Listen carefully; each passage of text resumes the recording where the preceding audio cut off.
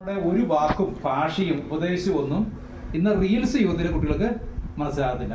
അപ്പൊ നമ്മുടെ റിയാലിറ്റിയിൽ നിന്ന് കുട്ടികൾ റീൽസ് സ്പെല്ലിംഗ് ഒറ്റ അക്ഷരം വ്യത്യാസം മാത്രമേ ഉള്ളൂ. REEL നമ്മളെ സംബന്ധിച്ച് REAL. ആ എ നമ്മുടെ ഉണ്ട്, കുട്ടികളിൽ ആ എ എന്ന് പറയുന്ന സംഭവം ഇല്ല. ആ എ എന്ന് പറയുന്നത് എന്തായിരിക്കും? നമ്മുടെ പോലെ അംബീഷൻ ഇല്ല അല്ലേ? പിന്നെ എന്താണ്? നമ്മളെ പോലെ അച്ചീവ്മെന്റിനെ കുറിച്ച് ആഗ്രഹങ്ങളില്ല അല്ലെ? രണ്ടാമത്തെ എ ആണത്. അംബീഷനോ അച്ചീവ്മെന്റ്സോ അങ്ങനെയുള്ള കാര്യങ്ങളൊന്നും അവിടെയില്ല. നമുക്ക് കിട്ടുന്ന അക്സെപ്റ്റൻസ് അവർക്ക് ആവശ്യമില്ല. നമുക്ക് സോഷ്യൽ നിലയിൽ കിട്ടുന്ന ഒരു അക്സെപ്റ്റൻസ് ആ എ അവർക്ക് വേണ്ട. അതുപോലെ തന്നെയുള്ള കുറേ അധികം എ കൂട്ടി ചേർക്കാൻ പറ്റാൻ പറ്റുന്ന ആറ്റിറ്റ്യൂഡ്, നമുക്കൊരു ആറ്റിറ്റ്യൂഡ് വേറെയാണ്. അവയർനെസ് അതൊന്നും അവർക്ക് വേണ്ട അല്ലേ?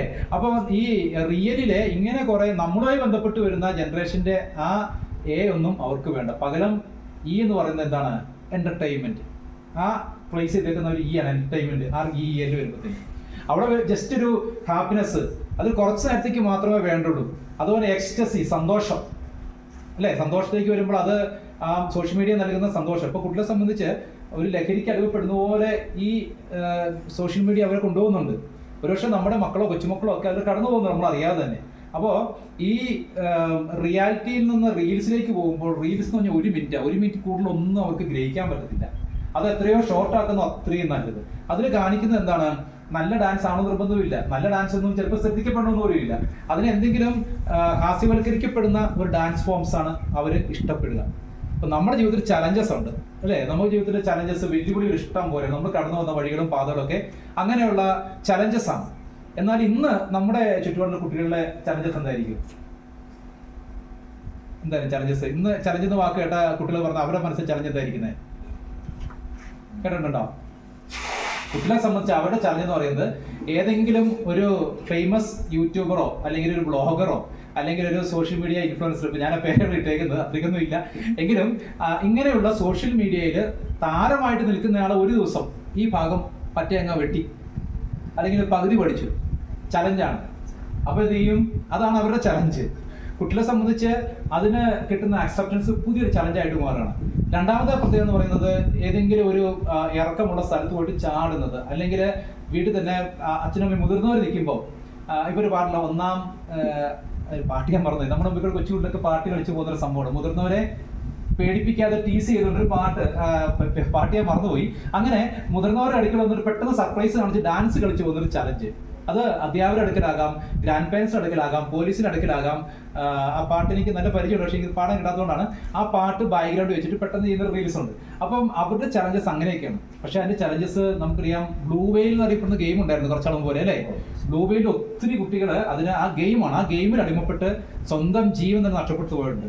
അപ്പൊ നമ്മൾ കണ്ട നമ്മുടെ സ്റ്റാറ്റസ് അല്ല ഇന്നത്തെ സ്റ്റാറ്റസ്, നമ്മുടെ റിയാലിറ്റി അല്ല ഇന്നത്തെ റീൽസ് എന്ന് പറയുന്നത്. അതുപോലെ നമ്മുടെ ചലഞ്ച് അല്ല ഇന്നത്തെ ചലഞ്ച് എന്ന് പറയുന്നത്. ഈ ചലഞ്ച് പലപ്പോഴും ഈ ലോകത്തെ മുഴുവൻ നിയന്ത്രിക്കുന്ന സോഷ്യൽ മീഡിയ, നമ്മള് സമീപകാലത്ത് പറഞ്ഞേക്കുന്ന നമ്മുടെ ഇല്യൂമിനാറ്റി അല്ലെ, പാട്ടിലൊക്കെ ഉണ്ട്. അപ്പോ ഈ നമ്മൾ ഓർക്കും ഈ രാസലഹരി എന്തുകൊണ്ട് ഇത്രയും നമ്മുടെ വീട്ടുമെടുത്ത് അത് കിലോ കണക്കിന് അല്ലെ?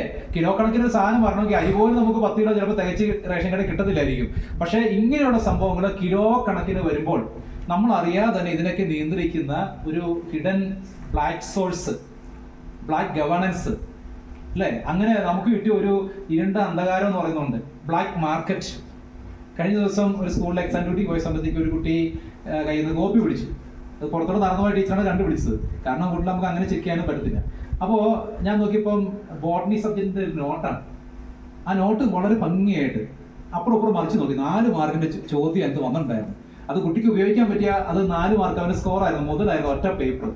അപ്പോൾ ഇതിന്റെ ഹെഡിങ് നോക്കി, അവിടെ എഴുതിയേക്കുന്നത് മൈക്രോ ബിറ്റ് എന്നാണ് എഴുതിയിരിക്കുന്നത്. മൈക്രോ ബിറ്റ് ഏതൊരു ഏജൻസി അത് ബ്രാൻഡ് പേരിൽ തയ്യാറാക്കുക. പിന്നെ ഞാൻ ആ നോട്ട് നോക്കിയപ്പോൾ എനിക്ക് ഒത്തിരി ഇഷ്ടപ്പെട്ടു. കാരണം ഇത് ഞാൻ കുട്ടികൾക്ക് പഠിക്കാൻ കൊടുത്തിരുന്നുവെങ്കിൽ അവർക്ക് റിവിഷൻ സമയത്ത് ഒത്തിരി പ്രയോജനപ്പെട്ടു. മൈക്രോ ബിറ്റ് അത് ഫോട്ടോസ്റ്റാറ്റ് കടയിൽ വളരെ ചെറുതാക്കി എടുത്ത് കുട്ടികൾക്ക് കൊടുക്കുന്നതാണ്. അപ്പോൾ നമ്മൾ പ്രിന്റിംഗ് മേഖലയെ ബന്ധപ്പെട്ട് വരുമ്പോൾ നമുക്ക് ഇങ്ങനെയുള്ള ഡിമാൻഡ്സ് ഒക്കെ വരും. പക്ഷേ ബ്ലാക്കിലാണ് പോകുന്നത്. അപ്പോൾ ബ്ലാക്ക് മാർക്കറ്റിൽ നിന്ന് അല്ലെങ്കിൽ ഇങ്ങനെ വാങ്ങുന്ന വെപ്പൺസ്, അതുപോലെയുള്ള അപകടകരമായ സാധനങ്ങൾ, ഇതെല്ലാം നമ്മുടെ ചുറ്റും നമ്മൾ അറിയാണ്ട് തന്നെ കുട്ടികൾ ഡാർക്ക് വെബിലേക്കൊക്കെ പോകുന്നുണ്ട്. അങ്ങനെയുള്ള കാലഘട്ടത്തിൽ കഴിയുമ്പോൾ നമ്മുടെ സോഷ്യൽ മീഡിയയിൽ നമ്മൾ ഇതൊന്നും നമുക്കത് ഉപയോഗിക്കാൻ സമയമില്ല. കാരണം നമ്മുടെ ജോലി തിരക്കുകൾ, നമുക്ക് ഇങ്ങനെ കാര്യങ്ങൾ പുറമെ ഒന്നും പോകാൻ പറ്റത്തില്ല. അപ്പൊ അങ്ങനെയുള്ള പ്രത്യേക സാഹചര്യത്തിൽ നമ്മുടെ ജനറേഷൻ ഗ്യാപ്പും കുട്ടികൾ തമ്മിലുള്ള ജനറേഷൻ ഗ്യാപ്പും ഇനി വരാൻ പോകുന്ന ജനറേഷന് അല്ലെ കുറച്ചുകൂടി ഈ ബ്രെയിൻ ലെവലിൽ അപ്ഡേറ്റ് ആയിരിക്കും. പക്ഷെ അവര് ഫേസ് ചെയ്യുന്ന ചലഞ്ചസ് വേറെ ആയിരിക്കും. അപ്പൊ അങ്ങനെ ഒരു സാഹചര്യം നമ്മൾ കടന്നു പോകുമ്പോൾ നമുക്ക്